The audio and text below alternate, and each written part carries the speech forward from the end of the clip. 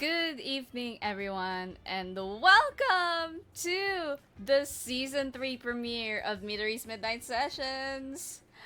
Wow! Can you believe we are now on the third season? It's been a while, and it's been a while since season 2 ended, and there has been a lot that has transpired, and you probably have heard of it in the two special episodes that we had done for you. And I'm so excited to tackle more about things that have been going on in my life, and yeah. So when I release this, it's gonna be a month and a day after arguably the most magical time of my life. And this is coming from somebody who has been, doing singing as a hobby. But like, I don't really like to think of it as a hobby because I take it a lot seriously than others, and um I've written a lot of musical stuff over the past 5 years, and this year this year marks the 5th anniversary of my debut album, Homecoming Kisses. So if you haven't listened, stream it, please. I'm losing monthly listeners. I'm kidding. But having 4-digit monthly listeners is huge for me, because I never really got to the point when I did release SYNK 4 years ago. So it was really huge.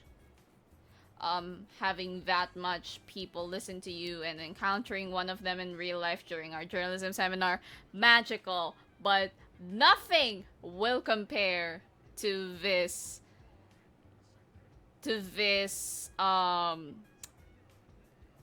how do I say it? It was written in stone for a long time. 2 years to be exact. 2 years. And this was one of the first conversations that my best friend and I had. Um and it was funny, like, how I brought it up, and I'm like, no, just let's keep it a secret, shall we? Let's keep it a secret. And so the context is, this was November 2022. So I was at the height of making all these songs. So I was really at the height of my songwriting spree at the time. And we were chatting, but this was pretty early on in our friendship. So I remember this was the weekend as well. So we were chatting all day, all night. And this was like when we were actually like building up the friendship to become what it is right now. And they were at a conference that weekend, all of them. So, and he was telling me about this one performer who was there, who performed, and the performer was really nervous because the person that was going, like, that she dedicated her songs to, or like, you know inspired her to sing in front of, like, esteemed teaching people, I guess, esteemed academe representatives, and she was especially nervous, and these are his words, not mine. I remember him telling me something along the lines of, do you remember, like, how it feels to have the person in front, the person that inspired you to write all this stuff in front of you as you sing can't be me. Like it was something like that. And and I was like, okay, okay. Okay, no wonder you actually, like, no wonder you were actually saying that to me, because he was like, does that sound familiar? And I'm like, girl, you did not just, you did not just hit me in the heart with that. And he was telling me this 2 years ago, and I tweeted that, and I said, oh my god, like, imagine if I, oh, I still can't believe that legit happened. So I remember, like, saying something along the lines of, um,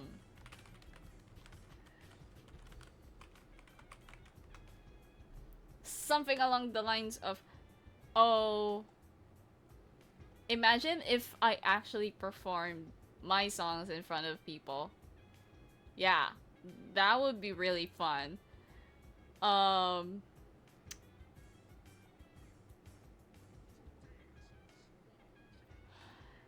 there, there was, okay. So this was the, um,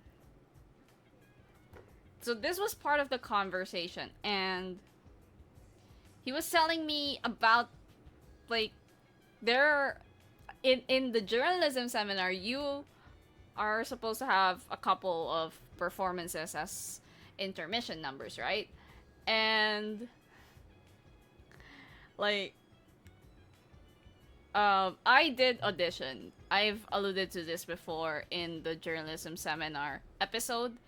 I did audition to perform, but no one knew. Like, no one knew until after, like, they announced who was gonna perform, and I'm like, of course it was gonna be her. What do you expect? I'm like, I I don't have, like, I'm not as good as her, okay? Like, do you really think I am gonna expect, to battle against her, like, audition at the same time as her? It is honestly a curse for me as a singer-songwriter to be in the same realm as her. But the difference is, but the difference between us, the two of us, is that while she's a good while she's a good singer, I'm a damn good songwriter. I mean, I am not gonna lie. I'm gonna brag about this to the death of me, but my god, I am a damn good songwriter.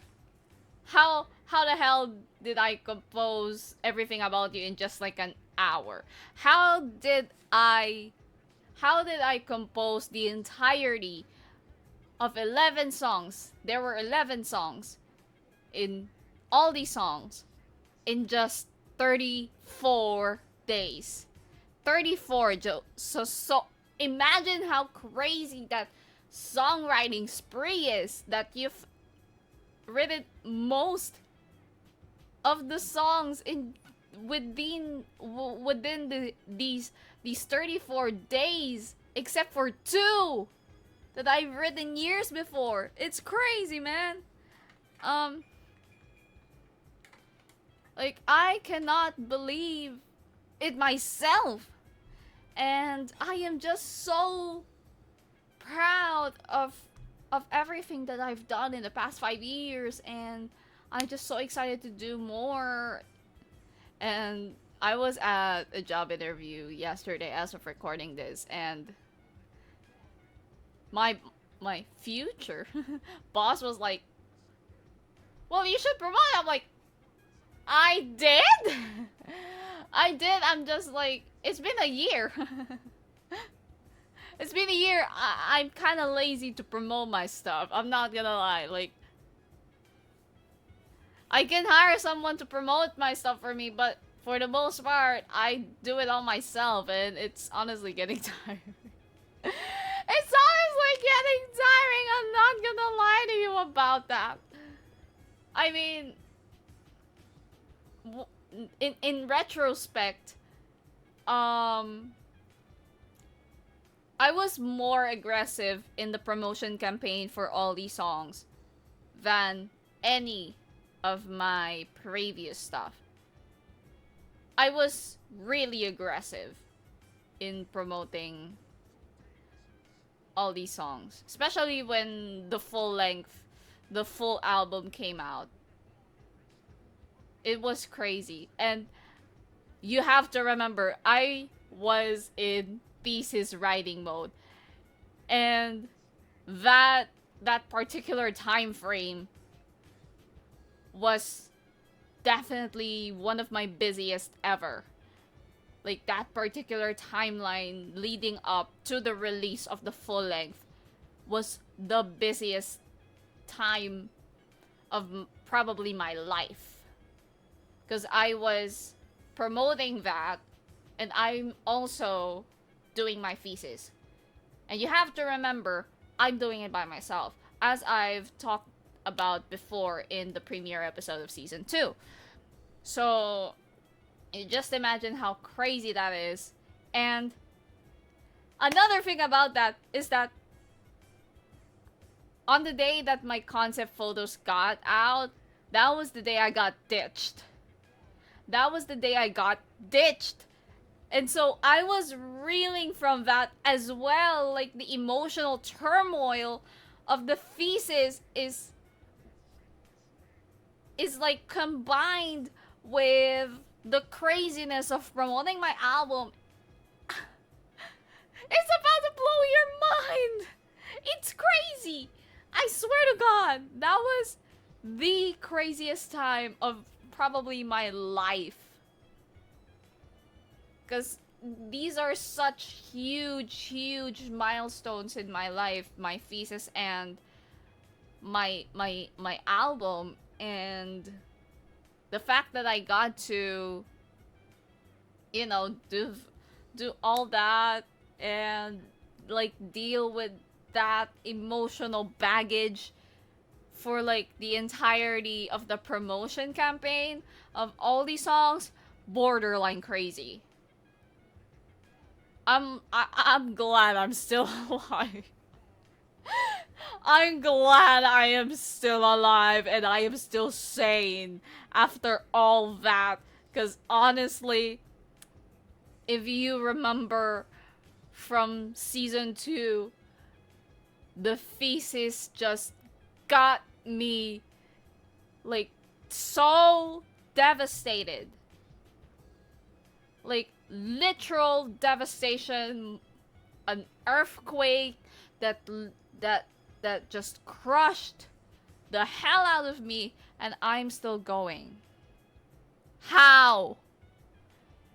And my best friend was witness to all that. He had given me a heads up, and it was just madness. It was complete, utter madness. So, yes. Anyway, back to our main topic though. I wasn't expecting again to perform. I was kind of happy, like on the sidelines, just, you know.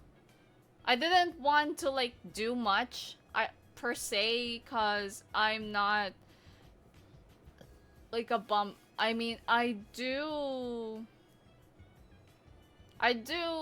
bombacious stuff from time to time, but I'm not as like, I probably wouldn't be inclined to handle such a big event. And I mean, events management is, I don't know, it's kind of not my thing. Because I just, like, as I've told before in the journalism seminar episode, it just felt like I was acting and I had to put on a show. And it's just not me. It's just not me. Like, I don't personally like that kind of attitude. I would rather be myself. I would rather be ridiculed and, like, the way I am, Even if people are gonna ridicule me for it, I don't care. Because I would rather, like, I would rather be myself than put on a show, be someone else I'm not. And that was honestly the biggest dilemma of being in the audience engagement committee, is that you have to perform. Like, it feels like a performance. Like, performance anxiety, as people would say, but it's more of a performance dilemma for me, cause it really was feeling like I had to perform. I have to get good grades. Like, I have to get a good evaluation here. And I'm like, yeah. Yeah! Yeah! I have to perform, or I am gonna get the lowest grade I could probably ever have. And that's just not me. And I've always had that stance in my performance, no matter what creative endeavor I'm into, there really is that one constant belief that I've had that I don't have to half-ass things. I don't want to half-ass things. I want to pour everything into it. I don't want to give a half-hearted remark. I don't want to give a half-hearted what do you call this, like, performance or output, whatever. But that's the general context. And while I was frustrated with not being selected, I wasn't really, like, mad at it, cause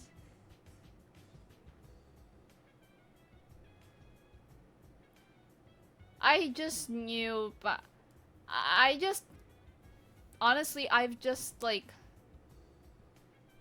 lost hope at that point. Like, oh, they're not gonna hear me sing. But that's okay. I'm like, it's not gonna stop me. The thing about me is, I just wanna hear, like, I just wanna perform. That's it. Like, whatever avenue it's gonna be, I don't mind. Like, I wanna perform. And seriously, that it is going to be the funnest experience of my life. And so we had this documentary. We were producing a documentary, and our final requirement for this is that we have to hold an award show. So imagine, like, the biggest award shows, you could probably think of. Golden Globes, the Emmys, the Oscars, the Grammys, blah, blah, blah. So something like that. And, they have performers, right?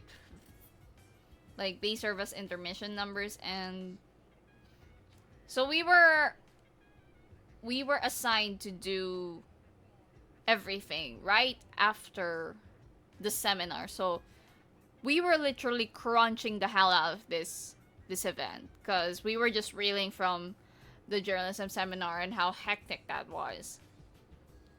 And so, I mean, I didn't care that much, and I was fine just, attending and leaving, I guess. But honestly, I was fine just, being on the sidelines again. And this time we were assigned to do the narrative report. So we were just like, we weren't actually doing much for this particular event as part of the audience engagement committee. Still, we were not really doing much for this event. So we were assigned to do the narrative report. And yeah, I decided that, well, I could like suggest myself, do a performance or something. Let's hope for the best. And one of my friends or one of my classmates is the assistant program head for this particular event. And the thing is, most of my classmates are now heads. So, yeah. It's crazy. Like, this was the time when we were like, oh, we were all stepping up to the plate. So, a lot of the guys are now heads of their respective committees. And she was one of those. So, she was the assistant head of the program and invitation committee. And so, we were like walking home together one time. And I was telling her, like, hey, maybe you could like bring me up, suggest if like I could perform just in case, like, if the other guys that you talk to aren't up to the task. So it was really just like a flyby suggestion. I wasn't expecting much to come out of it. And I kind of put it to rest. I'm like, I'm hopeful, yeah, but for the most part, it really was just like, okay, I did my part, I am gonna sleep on it, and let's hope for the best. And it took quite a long time. We had to reschedule stuff, we had to settle for a smaller and more heat-inducing venue, and yeah. And so I was really, I was nervous, of course. Like, I wasn't expecting much again, but like literally a few days, like about 2 days before the event, they contacted me and said, hey, would it be okay if we could like get you as a performer? And I was like, wait, what? Are you for real? Are you for real? Are you absolutely kidding me right now? And I was thinking that because, again, it was such a flyby suggestion that, I'm like, I accept my fate. I've accepted my fate a long, long time ago. Like, I just knew there was no way this was gonna happen. And I got contacted 2 days before the event. And I was like, sure, I'm up to it. Sure, why not? And so here's the thing. So I told them about my plans. So I have a couple of plans. So first was to perform a medley. Of course I was gonna perform my own songs, damn it! It was the only avenue where I could perform my stuff. It was the only, it's the only avenue I've got. Like, people would take me seriously. Like up to this point, my songwriting career has been treated as a joke. I do play it off, but it's been treated like a joke. I don't know if it's the guys or like Oh, we have a songwriting girl. Like, yeah. I mean, it's the. I think it's because I've taken it more seriously as a career. Like, I've legit made a career out of it. I mean, two full lengths, couple singles, nominations. Like, yeah, I've kind of made clout out of it, and you know that gets to you. I mean, I brag. I've bragged about my stuff a lot to people, and I will always be proud of my work as a singer songwriter.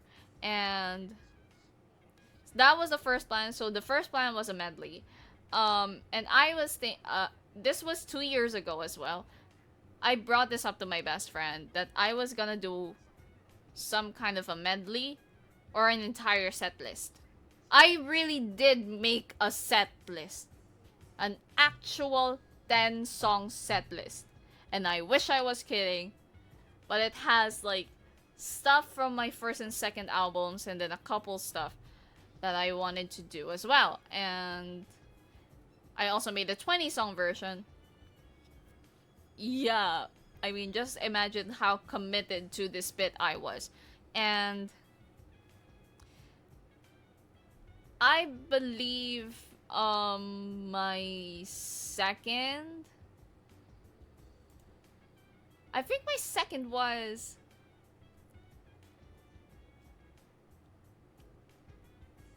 oh, my second was an unreleased song.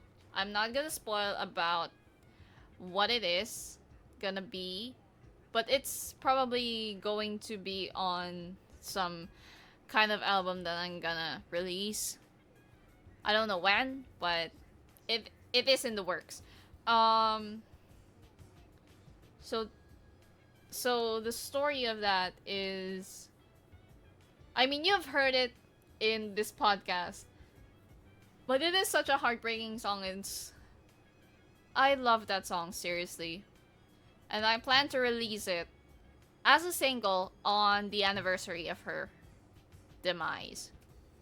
And yeah, Iori, I hope you're doing good up there. I love you. I love you, Iori. Um, so yeah, that was the second plan. My third was just covering. So I was just gonna cover Fearless, Taylor Swift's Fearless. I'm like, what can we do? Like, so these were like the free plans that I had in mind. So because the first, the second one rather was supposed to be some kind of an in memoriam segment, kind of. And that really was the plan. Okay, so it was more of an in memoriam style kind of performance, and the second was just a medley because you only have like 5 minutes to do these performances. So I did 3 songs. So first was it. So the theme of that was inspired by my best friend, and the songs were "Will Be Fine," an unreleased song, another unreleased song. It's not the one that I was talking about just now, and then our song. So yeah, it was that, and I ultimately went with number 3 just so everyone could sing. And then yeah, they sent. I mean, I got asked to send the file, and I'm just like, okay, let's hope for the best. And then I found out that they still have to vote if I could perform, so they still have to greenlight it, and I was especially nervous with that part because I wouldn't say on good terms with probably everyone, but I think a lot of people aren't really buying that. And I mean, I'm serious, guys. Like, I don't think people are buying the fact that I do have songs. And like one of the guys, one of the people, like they approached me towards the end of the event and they were like, I didn't know you have so much stuff on your discography. And like, they were genuinely surprised. So yeah. um and then so and then I had to wait until like the next day to see if people are actually game with me performing, and luckily for me, they were. And my mind just raced back to that conversation in November where we talked about that, and like, and I was just like, oh my god, he's gonna actually hear me perform! He's gonna watch me perform! I cannot believe it! And I was like the moment I just wake up and I saw that I have been greenlit to do the performance, I just cried like a baby. And I was just like, what the hell? We're actually doing it. 2 years in this is 2 years in the making. And we're actually doing it. What? What? It's crazy, man. It's a rare W in a series of L's. A lot of L's this year. I've been dealt with a lot of L's. So just imagine how crazy that is for me. And okay, so this was the fun part. Chihaya doesn't know. Chihaya never knew about me performing until the day itself. So I was like inside the faculty. I was already inside. I tried to like, you know, negotiate my thesis and stuff, blah blah blah. Or rather, we were doing finals. We were doing our finals that day. And I was gonna try to like find a schedule to interview Ritsuko that time, and the Magne line wasn't there, so the younger profs weren't there. So I was like, yes, we're safe, we're safe. And then I told Takane and Makoto that I'm like, Princess, that's why I call her Princess, I am going to perform. And I was just like absolutely giddy. I was just excited as hell. And I'm just like, oh my god, I'm looking forward to this. Like, I was legit excited to relay the news to them, or especially to Takane and Makoto, because they were just in support. They were absolutely supportive of me, especially when I got body shamed. They were, especially Takane, she was like an absolutely supportive person throughout this entire ordeal that I had. And honestly, I am just, it was just so cool that you know, we got to do that, and the Magne line wasn't there. So it was just so it was just the Onnis in that room. And I went home and I was walking to this pathway where I usually walk when I go home, and I see the 4 of them, and I see them. They were like on the way to the faculty room, and I was on my way home, and I see him, and like I wave at them, and I'm like, I just had trust me on this, I had a smile. Like, I was beaming through the roof. And I see him and I'm like, oh my god, he's not gonna believe this. He's not gonna believe this. I am sure of it. He will be just like, oh my god! What? And here's the thing, they don't even know what's gonna go the next day. They don't know how the event will go. They don't know who's gonna perform. They don't know anything.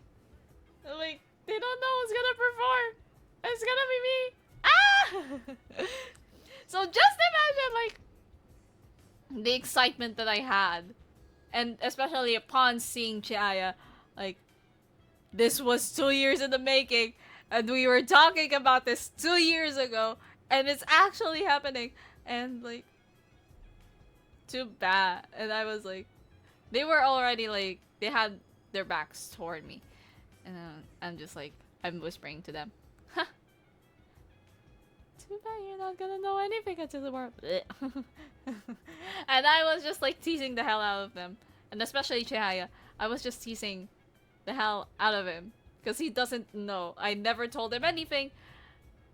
He has me blocked still, so he doesn't know anything at all. So the next day comes, and I did my makeup early, and I practiced my song, and I actually requested my brother to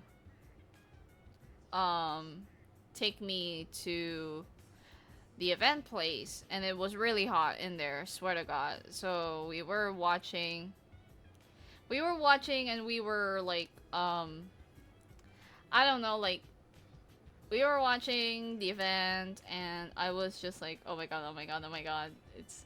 I'm trying to, like, see my cue. I'm trying to, like, you know, gauge when I would change, because I had a separate outfit for the performance, and I had this absolutely beautiful black maxi dress that I just love. And I've worn this for the third time. I've had this since I was in 9th grade, so I was in junior high school when I had this dress, and it's just so pretty. And I paired that up with some ankle strap heels and pearl necklace, and I had my hair tied. And my inspiration for that was Mariska Hargitay's Power of Women outfit. It just looks so ethereal, and I really loved the style of it. I just tweaked a bit of the things that she had. But other than that, I would say it's a pretty spot on replication. Like, it is inspired by her outfit that time. So yeah, I took some pictures of that. Really, really crazy, really, really fun. And I had to change. Like, this was like, they were announcing the special awards, I think. So I was waiting for my cue to change. And Makoto was like, so here's the situation. I was already standing and I was behind, and I'm like trying to cue myself when I would change. So the situation is Ami and then Makoto in the middle, and then Miki to her left, to his left. And Makoto was like, hey, are you gonna perform? Are you up next? I'm like, shut up, man! Shut up! Shut up! They don't know about it yet! Shut up! Shut up! For once, like, stop your mouth! Stop the motor mouth, my friend! Just, no! And before that, this was so hilarious. Like, before that, during the red carpet, and they were already there, he was like, come, Giant! Like, girl, stop embarrassing me! Stop embarrassing me, man! I can't handle, like, the sheer embarrassment that I had to suffer. Like, while it was hyping me up, and I'm like, I like it, but at the same time, I'm also so embarrassed by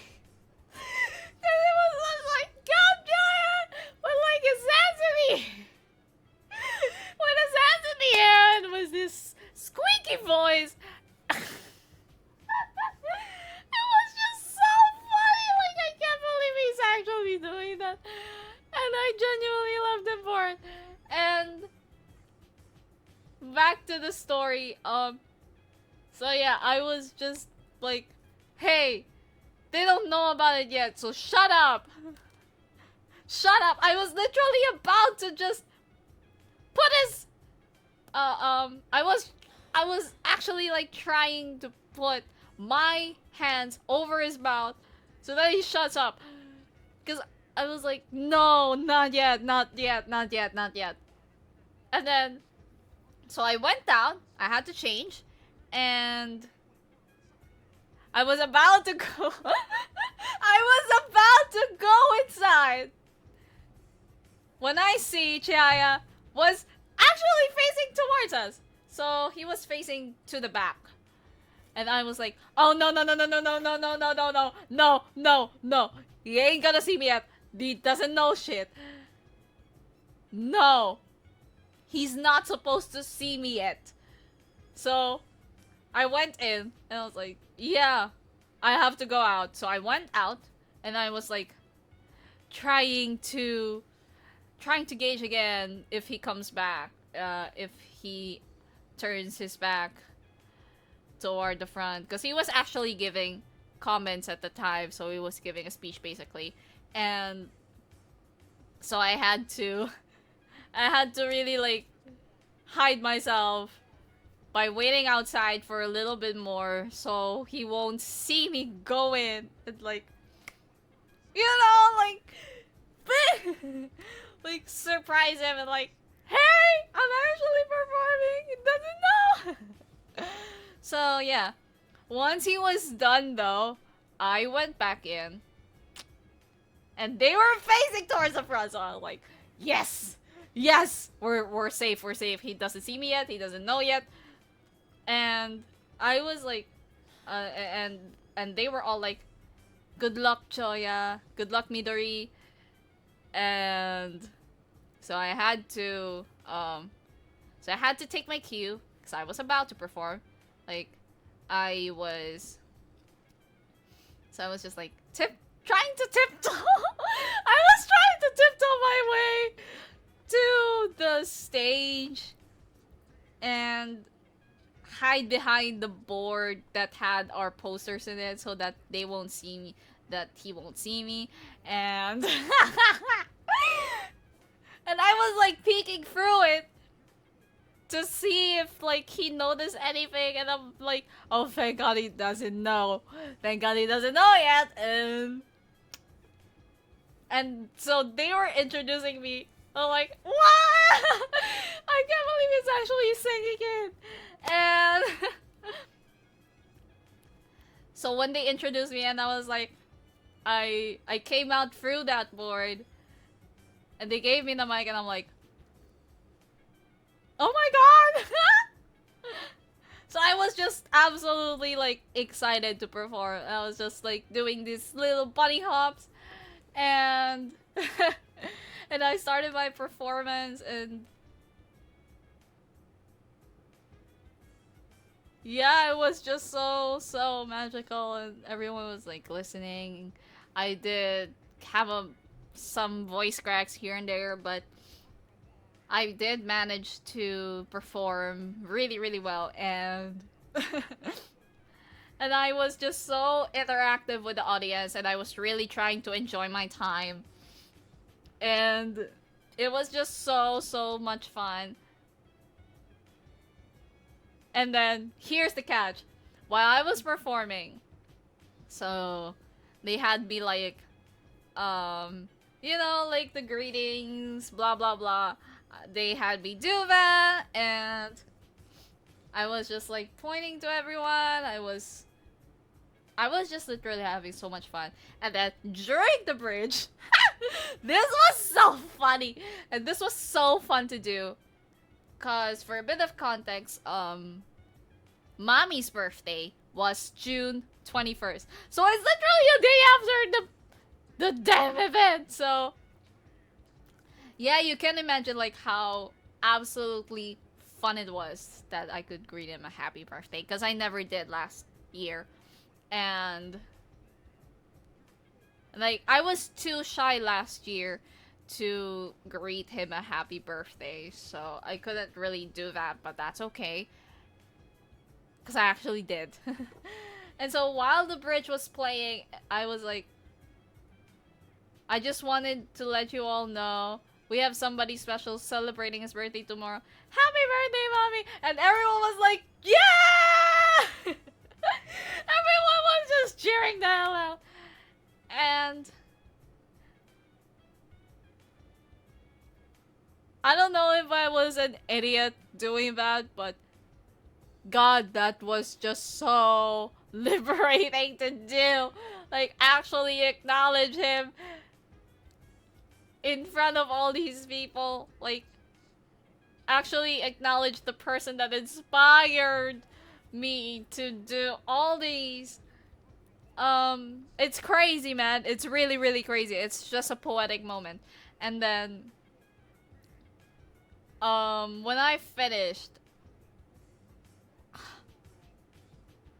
it was just like, man, I've just had the performance of a lifetime. I've just had the time of my life. So I was just like, wow, I just had that. I just did that. And everyone was like cheering the hell out of me. And they were clapping and I hear cheers from everyone. It was crazy. It was just electrifying to hear, to say the least. It was so just absolutely heartwarming to see all these people like cheering the hell out, and they were like, they were shouting for an encore, and I'm like, what? I could not believe they were shouting for an encore. What? So my encore was basically I didn't really do an encore. I wasn't prepared for an encore. Yes.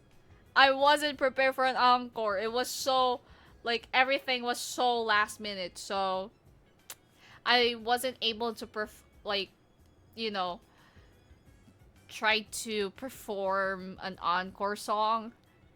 But instead, I decided to thank the people that have been really, really supportive of me, my fans, my Goya Bells. Yes, people, we have an official fandom name, and it's not Joyanatics, I swear to God. My fans have an official fandom name, and it's Goya Bells. You are all a Goya Bell. Okay? So if you are gonna refer to me, if you are gonna refer to yourselves as a fan, you are a Goya Bell. Okay? So, yeah. I just want to get it out there because people don't know. My fandom name is not Joyanatics, it's Goya Bell. Okay? It's a You guys are Goya Bells. But anyway, I thank you all for being such wonderful supporters of my work and just being there, low-key or not, to support my music. I'm really, really grateful. And so it was just something along the lines of that. And then I also performed the unreleased song that was gonna be in the medley. So yeah. And I told them about the story of it being from the being inspired by the journalism seminar, and I was like, and how he told me once that he looked like an idiot doing it. And I was like, no! What the hell are you saying? Like, impromptu speech and you make it like that, like the most coherent and belligerent speech I could probably ever hear in my entire life. Like, girl, stop it! I will literally beat the shit out of you if you ever do that again. So, please, not now. Please, not now. Like, just no, not in front of my face, not when we chat, no. And that was basically what inspired this song. So I sang a snippet. Literally sang us just a few lines. That was it, and that was pretty much the encore. And when I exited the stage, I was like, "Hey, we have waited for this 2 years. It finally happened. I'm so glad. I'm so happy." So I did acknowledge it, even during the encore speech. So yeah, it's it's just absolutely crazy, and everyone was like, "Congratulations! You were just so amazing in there." And I was just like, "Oh my god, thank you." It is so flattering, and like, yeah, one of my batchmates said, "Oh, you have a lot of stuff in there already." I'm like, "Yeah." Yeah. Second full length. Yeah. It's not just 13 songs, baby. It's not just 13. Yeah, I have stuff going back as far as 2018, my friend. So yeah, it was magical, and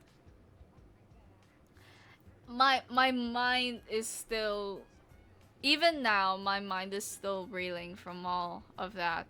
And I've seen videos of the performance, and I've seen photos as well, like the one where I just had like this.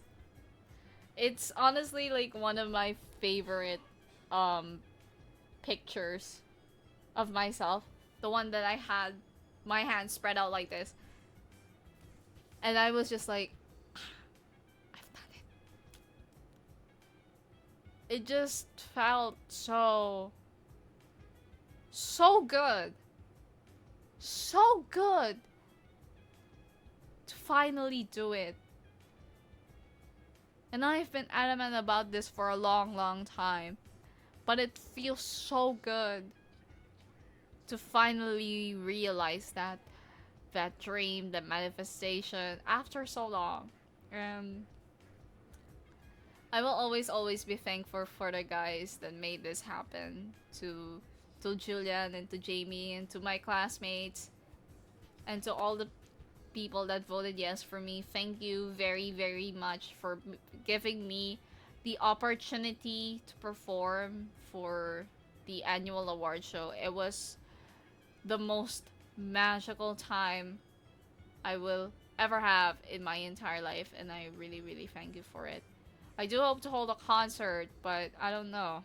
I mean, it's been 5 years, guys. Like, I haven't had a concert, so I don't know. Again, this is just my songwriting career is just really for fun. Like, I really enjoy doing it, and I would do it again from time to time. Yeah, I've always had fun doing it, and I am just so happy that people recognize me for it as well. That, you know, I'm not just limited to writing stories and essays and all, but I can make good stuff too. I can make people, you know, relate to the stuff that I do. I can write lyrics that mirror the experiences of a woman going through such tumultuous periods of her life, right? It is just so magical that I've done that, and I am always grateful for the opportunity to do so. And yeah, I guess that is it for today's episode of Midori's Midnight Sessions. I hope you enjoyed the season premiere, and if you are curious about my stuff, you can search my name, Joy Dassis, on Spotify, or you could just search the album All These Songs Are Written Just For You. It's out everywhere. Yeah, it's out everywhere. And as for my music, I do have a lot of stuff coming up, but for now, I'm gonna keep it under wraps, and I don't know if it's gonna be released at all, but I am working on new music, and I hope that when it gets released, that you you can relate to all of the stuff that I write, because I really love doing this. Yeah, and I love narrating my experiences through the songs that I do. But yeah, that is it for this week's episode of Midori's Midnight Sessions. I'll see you next time. Bye bye.